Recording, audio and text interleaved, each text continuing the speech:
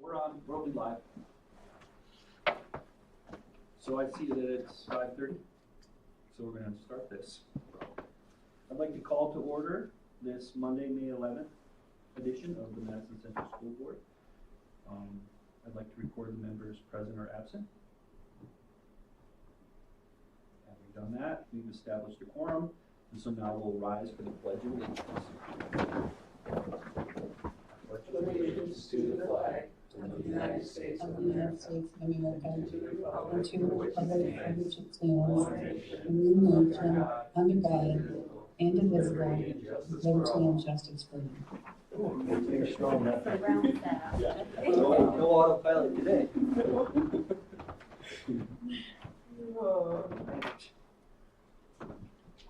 So, item number 5, the approval of the agenda with one addition. Yeah. On item number 9 of the consent agenda items, we're going to add the resignation of Cassandra Grogan as the one-act play assistant and the spring play assistant, effective end of 25-26. So moved. Motion by Joel, Second. second by Lindsay. All in favor?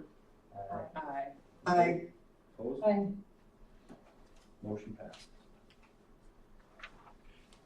Number 6, approval of consent agenda items 7 through 9. So moved. Motion by Lindsay, Second. second by Joel. All in favor? Aye. Aye. Opposed? Motion passed. So we're to item number 10. Hearing of delegations and written communications. School board or school patrons will be given the opportunity to address the school board regarding items that are not on the agenda. The board will not hear personal complaints about staff. The president will limit the speakers to a reasonable amount of time. Persons addressing the board are asked to speak from the table in front of the board. Seeing no one for that, we'll go on to number 11, the administrator reports. Just a couple items again. The building project, all the furniture's in except for the legs of the tables for the middle school, which we're still 3 weeks out. The other items, the asphalt as far as the drainage will take place the week after school gets out. Concrete work will take place in June, and then we're working right now on some areas of probably re-leveling, reseeding some areas that didn't get drug out very well for our grass. So everything's good and good to go, but it'll be taking place once the school year is out. We're in our last full week of school, which is hard to believe. 6 more days now, 4 this week and 2 next. Graduation on Sunday at 2 p.m. And our last day of school on the 19th, Tuesday, is an early release day. So blink of an eye and we're to the end of the school year. So doing good. We have one position that we're still looking to fill, high school English, which we've got that open. We're getting applications right now. So in the near future, we'll start interviewing for that. Any questions, comments? Did you say you had over 30 applicants for your For the elementary. elementary? Yep. That's awesome. Yep. That is awesome. Gosh, have we turned a corner there, Joel? I mean, it seemed like, 4 or 5 years ago, we were lucky if we could get 2? Yeah, I think that what you're seeing though is there's a lot of schools that were probably downsizing after some of the COVID dollars. And then some of the Sure. enrollments have also plateaued out and have gone down. So just like we've absorbed some positions, some other schools have absorbed positions as well. And I just believe there's a few more. We were fortunate we could absorb. I know some schools have had to RIF, which not because they weren't doing a good job, just because they had too many staff. So there were more people probably out there, applicants out there to apply now. I think that's part of it. Sure. Okay, well, thank you for those reports. On to item number 12, consider approval of the special education staff summer hours. What this is, they put together they take each student what hours and services are needed for the summer, and they come up with an estimate. So we have what's called extended school year, so that students don't regress. and they can carry over. So it's through the special ed program. The total estimated dollars on this is about $31,000. Last year's was about $38,000. There's a lot less transportation this summer. That's where most of the decrease comes from, but it does vary year to year. And I put into the budgets, I use these sheets, and then as I put into the budgets for the following years to make sure we're staying current with it. And we look for approval for our summer staff hours, and it's all that contract rates, but outside of their contract. So moved. Motion by Joel, Second. second by Melanie. All in favor? Aye. Opposed? Aye. Motion passed. Item number 13, discuss the 2026-2027 preliminary budget and set a budget hearing date. And so for the preliminary budget, next week is our proposed. This is just kind of where we're sitting now. So if you see, it's in the form that the state requires. Along the top is kind of more where our current budget is, where the next budget is. So you can see that the general fund proposal is to go down about 105,000. The capital outlay is to go down about 4.3 million. Special ed to go up about 114,000. Bond to stay this over about 5,500. Food service go up about 25,000. Driver's ed go about 500. Health to stay about the same, and then the total budget to go down about 4 million. This will show where all the different revenues come from and then where it's all being expended. We'll go through that more at the budget hearing. I prepared the top 10 list, top 10 budget changers. And I did put it into Copilot. That's what give me a pictograph of the top 10 list using Snoopy comics, but turned Snoopy into a bulldog. And it did okay. It came up with like this. Winnie the Pooh. All the numbers are kind of wrong and all the words are kind of wrong. But after a few times through, I did think it looks nice though. It looks a good graphic for it. Okay, we need a little bit more work Well on spent. that. Well spent. After a couple of minutes, I was like, all right, we'll just stick with it that way. So top 10 budget changers. Number 10, increase in activity expenses of 23,000. So this is a lot of our referee expenses went up, but we also had now because activity association have to pay mileage. And that is quite a bit more that we haven't had through all our activities through the year. Number So 9. wait, just, Okay. Yep. you said you have to pay mileage, is that what you said? To referees now, the mileage is like with football, all the referees get mileage and ride. It's called ride time mileage. And I just won, but all. Well, I see that we didn't. And we never copy did that, this. oh, even if they ride share? Yeah. So and that's something that the activity association passed on their side. They're trying to get more people to. So the top 10 list is all, Well, yeah. and we didn't get a copy of it, so could you Okay. say that one again? Number 10, Okay, number or 10. is this number, is that, you're going down to I up? go down, yep. So number 10, 23,000 is our low one. All right, so number 10, increase in activity expenses. Increase, In activity Or we expenses. can run off a copy. I can run off copy. Yeah. Yeah. that's great. We just love Mitch's top 10. I know, this is big. Well, usually these are the ones you want to avoid. No? And then number 9, increase in residential program expenses. So this is special education children that are placed residential. Increase of about 34,000.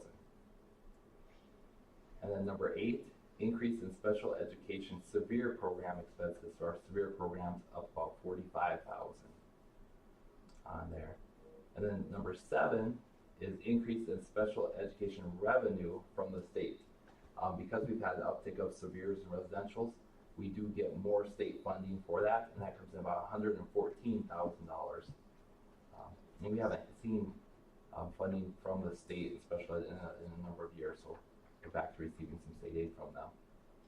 And then number 6 is our decrease in capital outlay technology E-rate project. Our E-rate projects are this year about 130,000, so the technology budget decreases about 130 from the E-rate projects. And number 5 is a decrease. Our staff adjustments that we made, the 2.8 FTEs to match our enrollment to go from 5 section to 4 section. In a few of the grades was about $173,000. And then number 4, our increase for staff wages and benefits. The negotiation packages, that's about $226,000. And then number 3, our increase in capital outlay projects now that the construction project is completing. So the things we've kind of held off with the last couple of years, to make sure we have enough funds to do the builds, so asphalt, some roofing, some skylights, things like that, that have decent dollar amounts to them. That's about $721,000, and there's a whole bunch into that, a lot of little projects too, but on there. And then number two is not an increase or decrease, it's a shift from general fund, in the general fund formula. The legislature passed a bill this year that moved local taxes to state aid. And what that means is about $800,000 will now, instead of being taxed or local owner occupied, will come from the state through kind of a sales tax revenues. That's a pretty big change. And what caused that? Yeah, They just- okay, they can you passed- explain that? They passed a kind of a property tax relief for owner occupied, and they did it kind of on the last day. They passed through owner occupied. They shifted the mill levy down that schools are allowed to tax to, I think it's 0.898, Right. something like that. And it Yes. was 1.64, something like that. And then they picked up that difference. So instead of the state funding, 51% of the formula, they're now funding the 60-some% of the formula. And so that's a Okay. huge shift to local taxpayers. Wow. Yeah. Okay, yes, I just want to make this clear in my mind. Yeah. So the shift went from property tax relief to more on our local taxpayers. Nope, the other way All around. the way around. So the owner Okay, say that occupied again. the owner occupied taxes will decrease, so we'll have less. And then it goes to the state, and they're doing it through their like half-cent sales tax piece. That's coming back on. Okay, The 0.3 that will come back onto the books, right? Yeah, yep. So it'll be, we'll have a significant, about 800,000 less in local taxes we'll collect next year because of that shift. Which is, So remember when they Yeah. added the half-cent sales tax, and then they dropped it down 2 years ago yes, to 4.2? yes. That'll go back Mhm. on, and that's where they're gonna get these dollars from. Okay, And thank then you. use All right, so property tax relief on the flop side, that'll go down. The property tax and pay sales tax. yep. okay, so are we gonna break even in all that mess? Yeah, it actually, And just shifts straight from local taxes straight to the state. Okay, Yep. which? Yeah. Okay, And they were thank pushing, you. I didn't understand Yeah, that to be that they were way. pushing hard for Thank property you. tax relief, and that's how they brought it through. So, And Yeah. what was our current level of mill levy that we were asking for? we, I don't have our total offhand. I think the owner occupied was something like 1.4, wasn't it? 1.6. Somewhere in that We were at area. 1.4. So it drops to 0.898. Yeah, no, we went I mean, up that- 0.898, and that's what we'll see in our little Yep. tax report. Yep. Property tax, when that comes, We'll go it down. shouldn't be 1.4, it should be. I mean, that's 0.8. part of the whole formula, because there's capital outlay, there's special education, Mhm. all of there's a bond, all those things have their own mills also, but they just targeted the owner occupied. Well, that is reason for that to be number 2. Yeah. And then Yes, then Number 1. Yeah, number one, it's kind of obvious, but the decrease in capital outlay because the middle school project is complete, $5 million. And that would be Almost complete. almost, a few little things, but that's kind of the big changes. So if that Snoopy thing would've worked out, for the, It would have been fun. we would've handed those out, that would've been the hand. Yeah. And so we would've gotten a copy, so That's next got week, projected, and I don't have to put in a personal request for a copy of next I'll make time. copies. Okay, yeah. Okay. Cause this is one of the highlights of the And year. then it is just the preliminary budget, so the numbers do change, because anything that comes in over the next month, I do adjust for the proposed budget. Okay. So it can vary. The other thing is, are you ever gonna bring back a laser pointer? I don't think we allow them in schools, but I did have one for a lot of years. You did, Sure you want that? you're such a Yes, rule that's follower. really good, cause it helps you follow, what you're Yeah. talking about. If you have a Like, question, I can boom, point he it can out. point right to the number. And that's, I'll see if I can get on Timu. No, I'm just kidding. I bet they've improved them, so you can actually get a whole line too, as Yeah. opposed to just the point. You can. You can go with a horizontal line. I think they want on the. You can do it, yeah. Okay, well, that was exciting. Instead of budget hearing.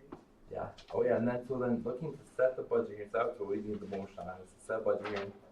So it'd be June 8th, which is our next meeting, that if we go 5:45 PM, that we can start with our business. We'll probably have it wrapped up before then, but if not, we pause our business, conduct the hearing, and then go back to our business. If that sounds okay? So moved. I would make a motion that we schedule our budget hearing for June 8th at 5:45 PM during our regular school board meeting. Motion by Lori, second by Jordan. All in favor? Aye. Aye. Aye. Opposed? Motion passed. And to number 14. So I probably did put the books down, and I apologize online, I'll get your book. It's very similar to the prior year. I'll just hit the highlights of it. On page 7. Okay, hold on. Okay, yeah.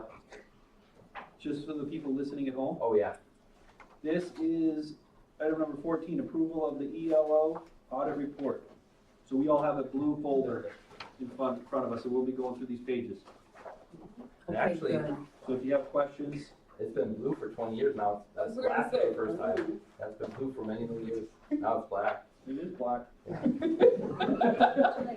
Okay, We have noted. So we had the same finding, significant deficiency of segregation of duties. What that is with our revenues, we don't have enough staff in office to oversee all the steps needed for revenues.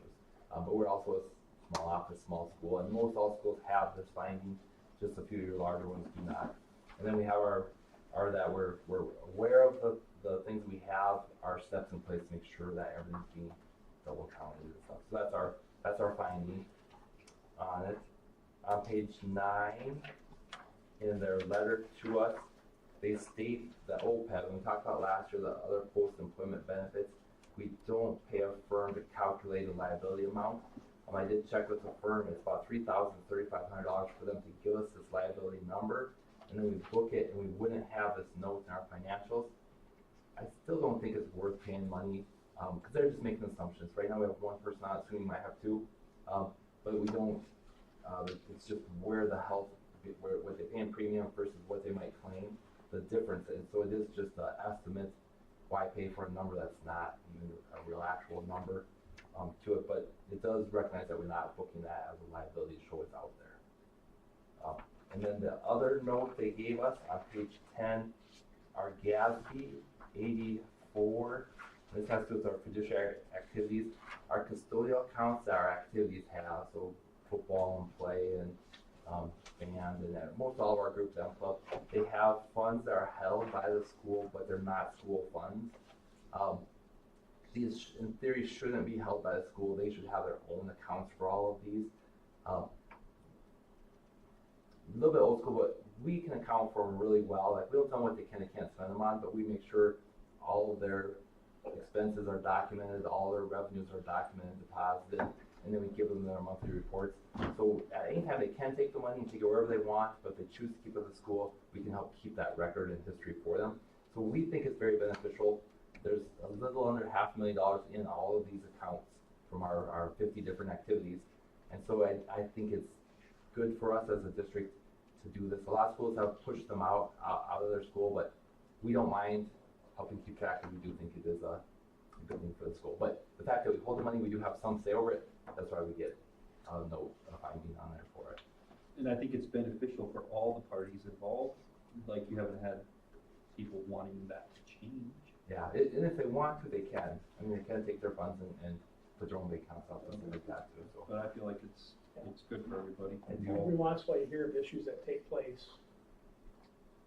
Yeah. But it's not in the school. Well, and then you would know more, so that way, because we're gonna be assumed responsible either way. When the groups do their fundraising, people always differentiate between whether it's the school or that group. So we can make sure that it follows good processes. Okay. Good. Yeah, and we've never had problems. I haven't had complaints about that at all. And I feel like it runs smoothly. We've We've done successful it for flows. a lot of years. Yep. Long time. Okay. Then on page 28, there's a whole bunch of great stuff in between there.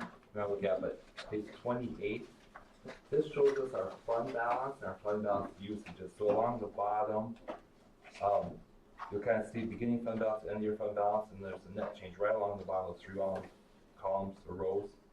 So in the general fund, we used $180,000 of fund balance. In the capital outlay, we banked, or we added $777,000. That was right for our project. That's what we're setting aside for.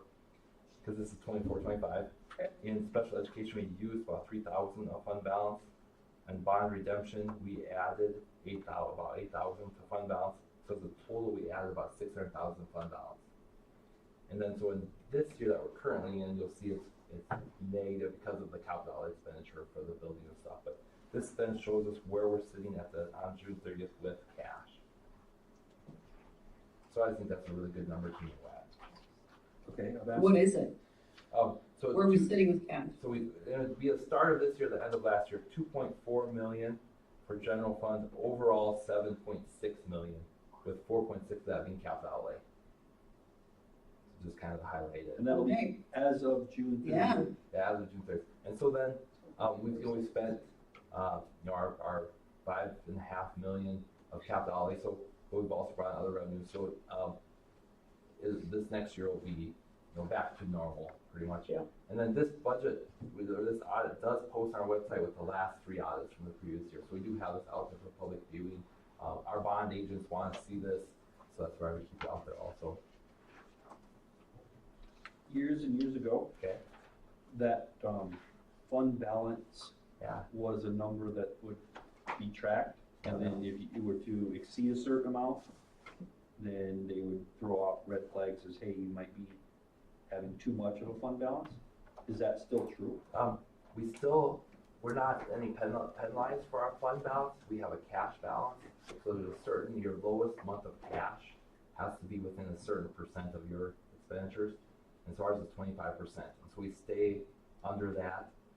If your cash balance starts getting into the 15 to 12%, then you want to make sure we're not using fund balance, things like that. We want to make sure we're doing our adjustments. After this year, we'll be sitting around the 18%, sitting pretty good. And then as far as fund balance, the old calculations were sitting about 26, 27%. Okay. So we're sitting very good. And that's when we do like this preliminary budget for the next one. We first sit down, where do we want to finish the year? And then we start working, making sure we can make things fit. It doesn't always line up exactly, but we always set our goals first to how we want to be financially as we go forward. And that works. What's that? Working backwards. Yeah, working backwards. Back into it. Any other questions, or you still have more to talk about? Okay, good. Just got one more. Keep going. I didn't One mean more. to shut it down. Go, That shut it down. page- On page 50 is our debt. So it's always good to see what we have in debt. We still have capital outlay bonds on the high school. We started the year with 3.1 million, we finished the year with 2.745 million. So we paid off $410,000. And so that expires in 2032 on there. What line? If you go down to number 8, the long-term liabilities, and you'll see the general obligation bonds. Okay. There's a bond there, 2.745. And that goes, where does the one that goes to 20? That's that one. It'll go till about 2032, 2031, 2032. And that's just from the high school renovation. And that's 2.7545 million Remaining, yeah. remaining. Well, that should be manageable. Yeah, it shows on 52, the We pay off about 400,000 a year. It goes up about 10,000 in principal interest every year. Okay. And then most everything else are different notes. If you see anything with net position is kind of an accounting term that they use the pension fund from South Dakota Retirement, and that shifts our net position. So if South Dakota Retirement is 96% funded, we book a 4% liability, which is actually a few $100,000. So, and if we're over 100% funded, SDRS is South Dakota Retirement, then we have a positive, an asset. And so it's nice it's showing, it's just strictly accounting, but it makes all of our numbers look odd. It's not what we actually do. So those numbers I showed you, that's our consistent actual dollars and things, what we do. So the rest of it is just fun for the accounting world. And what page was that? You're seeing a lot of pages, net position. Okay, It's in quite a few of them. that's just the account for that. Yeah, All right. That's why that number goes up and down so much each year. It just depends on where they have retirement funded at, and then it shifts every year. where is it funded at now? I don't know if that one. Okay, Yeah. just curious. Something we have no control over. Yeah. Yeah, absolutely. It's under 100%. Okay. And then, we just need to accept their audit report.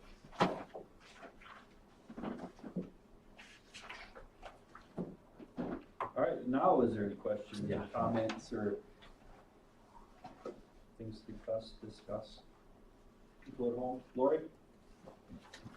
You still No, with us? I don't have any questions. Thanks, Steve. Okay, so we're on 13, we're setting the date. No, we're at the audit report, number 14. We're gonna approve this audit report. I would entertain a motion. Motion by Jordan, Second. second by Joe, all in favor? Aye. Opposed? Hi. Motion passed. Numbers 15, consider food service rates for 26-27. And I think I'll bring up, can you, are you able to bring up our school website? Or if you go to the food service page, so the recommendation we're gonna make is 10 cents to the student meals. I'll just kind of show you, and then you just go to the menu, or yeah, food service right there. So there's where we list our pricing out. Right there, there's some big changes to this because the state did a few things with this also. But so our recommendation is going to be 10 cents, which will bring in about an additional $16,000 into the food service program. We're running about a negative $30,000 currently, but we have what's called excess cash, and a lot of that is left over from the COVID relief, the supply chain money, and we want to make sure we're not just increasing our rates while we have cash. We want to make sure we're balancing it around. And so our student rate from $1.80 for breakfast would go to $1.90.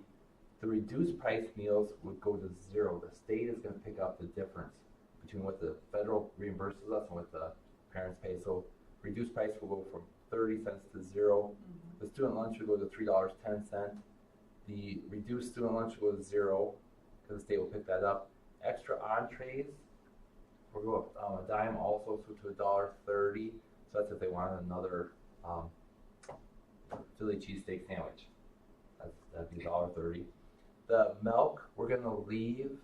We're paying 37 and 38 cents per carton. A very small fluctuation. We don't feel that that's gonna change very much. So we'd like to leave that same. We try to keep that as close as possible. So if somebody wants a second milk, we don't need to make money on second milk. Is our thought. We want to make sure kids have that available to them on there. And then with adult breakfast, adult lunch, there's a minimum the state allows, and like I think with adult breakfast it was $2.50. I think the lunch it was like $5.13 or something like that. They'll publish that probably next month or so. Our thought was we do a dime above what they publish. They'll typically go up a little bit from here, and then we do a dime above what they publish, and then we would have our. So we don't want to say those dollar amounts currently, but that would be our intent. And we've held it for a lot of years. Yeah, I think this is very reasonable. We have a good Yeah. economies of scale. We have a nice menu plan. That's that Harrisburg contract that we do. They have a dietitian. They help prepare our 21-day cycle. They also know how to make sure it's cost effective and yet has all the right sodium and everything. So that's helped us out quite a bit. In years past, you ran the lunch program, so you had all the numbers like the parents that came or the adults that, like the adults served. Okay. You still have that? Yeah, we don't have since COVID, we don't have near the parents come in as we used to, and we don't actually. It used to be the adult price meals was $1 more than the student price meals. That's kind of how it's always set. With the state change that I bet we have a fraction of the staff eating anymore compared to what we used to, which is kind of too bad. It just reaches a certain price point and they don't. But the parents are still allowed to come and have lunch with their students. Let us know. Oh yeah. Yeah, just The get elementary on the lunch district count. is counting, yeah. Count, right? Good. But I guess if you want the real quick, we did about a little over 150,000 meals is our estimated serve count for this year. How many? About 150,000. I'll actually bring it next month for a report. Do you want me to or not? Or it's budget hearing month, maybe not. Maybe I should bring it on the lighter I'd say July. I think it's Thought.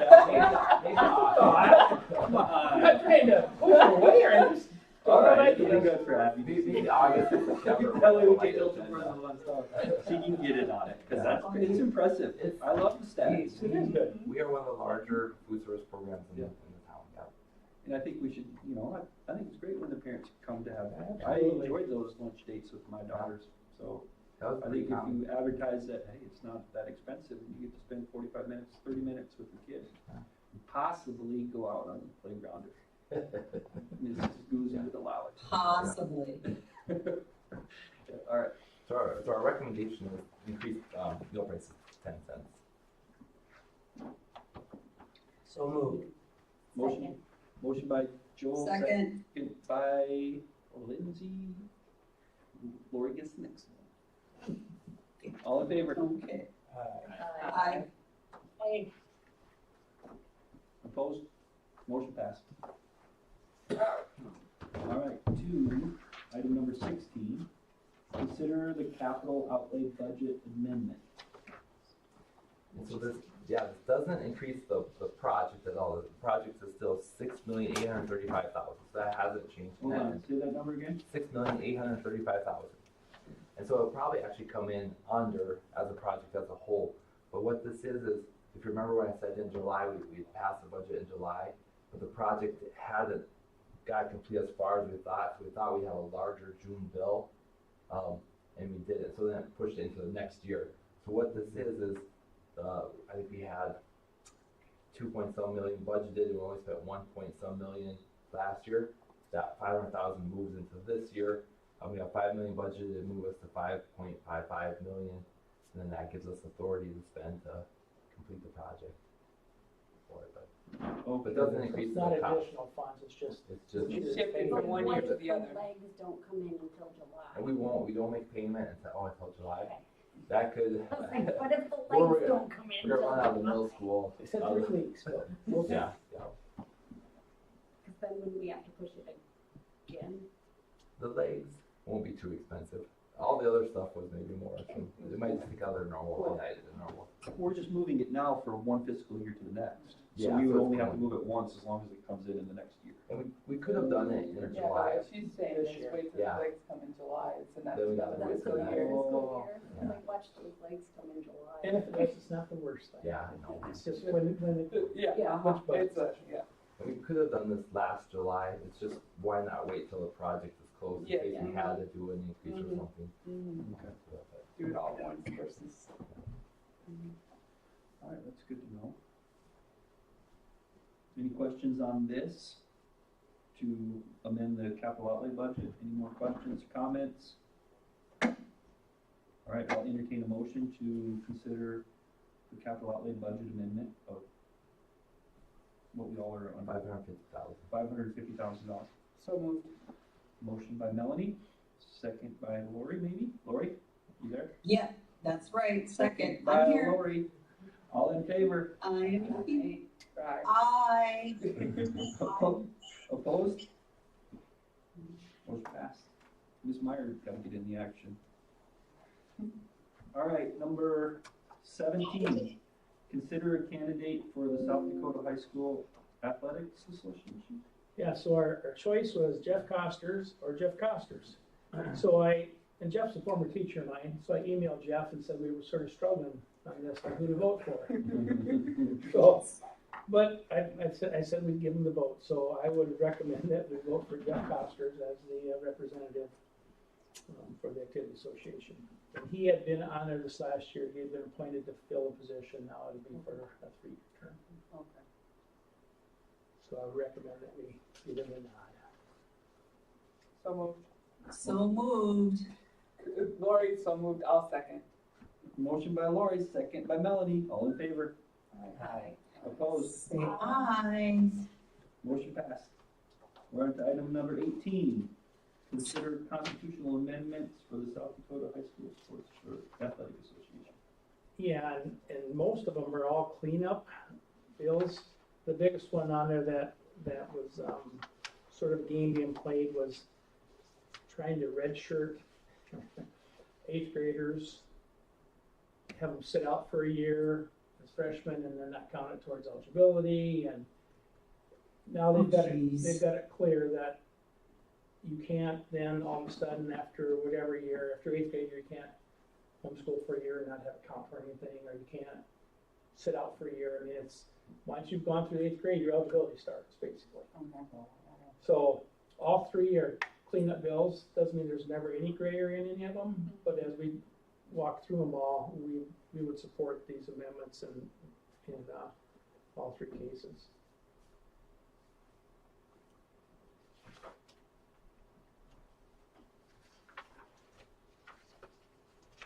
Any questions, comments on these amendments? Guess what? What, is it The an reason it's in there is because it was an issue. so that way you can get an extra year of high school athletics? Like hold it back purposefully? Yeah. Okay. That seems. Huh. Hey, I won't say anything, but I'll reflect back to the 80s when this would happen at times. Someone had an injury, Wouldn't they that- weren't in school the next year, type of deal. Yep, Oh, I suppose seasonally. I remember that. Very So, rarely. I would encourage There was a we, lot of stuff that went on back then. yeah, I would encourage we vote yes on these amendments. Okay, well then, entertain a motion to, vote yes on these amendments. So, Motion by Lindsay, make a motion. motion second by Ms. Meyer. All in favor? Yeah, buddy. Aye. Opposed? Motion passed. All right, number 19, adjournment of the regular meeting. Motion by Jordan Shu. Second by Second. Melanie Argo. All in favor? Aye. Motion passed. Aye. Meeting is adjourned. Okay. Almost made golf.